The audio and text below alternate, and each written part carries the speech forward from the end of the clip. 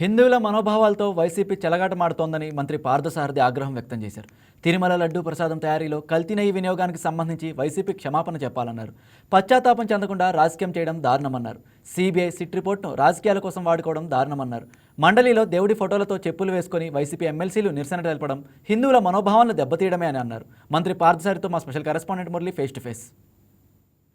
తిరుమల లడ్డు కల్తీ వివాదం ఒక పక్క జరుగుతుంటే శాసన మండలిలో జరిగిన వివాదం ఒక పక్క జరుగుతుంది. దీనికి సంబంధించి మనతో మాట్లాడడానికి మంత్రి కొలుసు పార్థసారథి ఉన్నారు. చెప్పండి సార్, కల్తీ లడ్డు వివాదం కానివ్వండి, శాసన మండలిలో జరిగే వివాదాలు కానీ ఏ విధంగా చూడాలంటారు?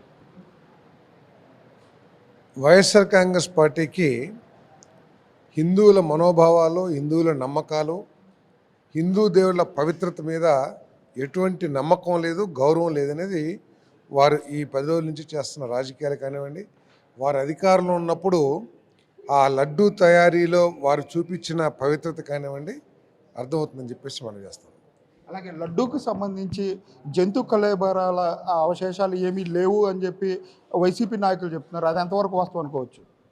పూర్తిగా పచ్చి అబద్ధాలు చెప్పడంలో వారు అంత ఘన పార్టీలు ఇంకెవరు లేరని చెప్పేసి చెప్పక తప్పదు. ఎందుకంటే సిట్ ఇచ్చిన రిపోర్ట్లో ఏ ఒక్క పేజీలో కానీ ఏ ఒక్క పంక్తిలో కానీ కలవలేదు, ఏమీ లేవు అని ఎక్కడా స్పష్టంగా చెప్పాల.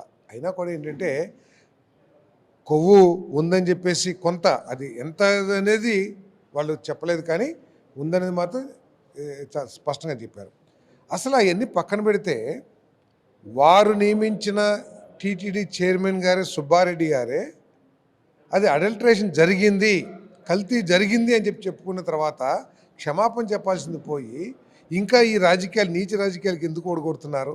మరి ఆఖరికి దేవాది దేవుడి ఫోటోలను కూడా వాడి రాజకీయాలు చేయటం అనేది చాలా నీచమైన, వారి దిగజారుడు రాజకీయం అని చెప్పేసి చెప్పక తప్పదు. అంటే మండలిలో జరిగిన వివాదాన్ని ఏ విధంగా చూడాలంటారు? మండలిలో ప్రజలు అందరికీ అర్థమైపోయింది ఏంటి, పవిత్రమైన టీటీడీ లడ్డూలో నెయ్యి లేని నెయ్యి, అసలు పాల నుంచి ఉత్పత్తి కాని నెయ్యి కెమికల్స్తో, పామాయిల్తోనే తయారైంది అనేది ప్రజలకు అర్థమైపోయింది. చీ కొడతా ఉన్నారు వైసీపీ వాళ్ళని. సో దాని నుంచి డైవర్షన్ చేస్తానికి హెరిటేజ్ అని, లేకపోతే ఏడుకొండలవాడి ఫోటో, చెప్పులు వేసుకుని ఫోటో తీసుకొచ్చి శాసన మండలి కార్యక్రమాలు జరగకోకుండా నిరోధించడం, ఇవన్నీ కూడా ఏంటంటే ప్రజల దృష్టిని మరల్చడానికి అని చెప్పేసి చెప్పక తప్పదు. అలాగే శాసన మండలిలోకి చెప్పులు వేసుకురాలేదు అని కూడా సవాల్ విసురుతున్నారు. దాని గురించి ఏం చెప్తారు?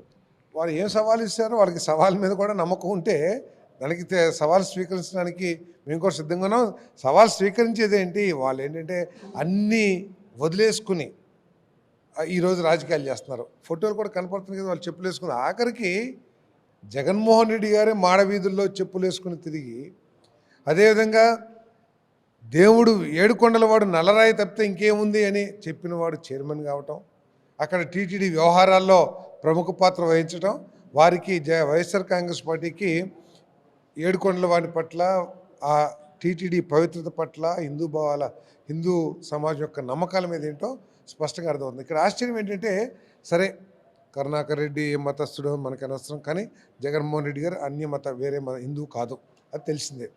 కానీ వైసీపీలో ఉన్న హిందువులు కూడా ఏడుకొండల వారి దగ్గరికి వెళ్ళి స్వామి రక్షణ కోరుకుని, లేకపోతే స్వామి మూలంగానే అయ్యని చెప్పుకునే వాళ్ళు కూడా ఈరోజు ఏడుకొండల వానికంటే జగన్మోహన్ రెడ్డి గొప్ప అన్నట్లు జరిగిన తప్పును కూడా ఒప్పుకోకుండా మాట్లాడుతున్నారంటే ఇక వాళ్ళ మానసిక పరిస్థితి ఏంటో ప్రజలందరూ కూడా అర్థం చేసుకోవాలి. అలాగే తిరుమల లడ్డు విషయంలో కల్తీ జరిగింది. ఈ కల్తీకి సంబంధించి డైవర్షన్ చేయడానికే శాసన మండలిలో కానివ్వండి, ఈ లడ్డు విషయాన్ని డైవర్షన్ చేయడానికే వైసీపీ పార్టీ నాయకులు విమర్శలు చేస్తున్నారని చెప్పి మంత్రి కొలుసు పార్థసారథి చెప్పే పరిస్థితులు అయితే ఇక్కడ కనపడుతున్నాయి.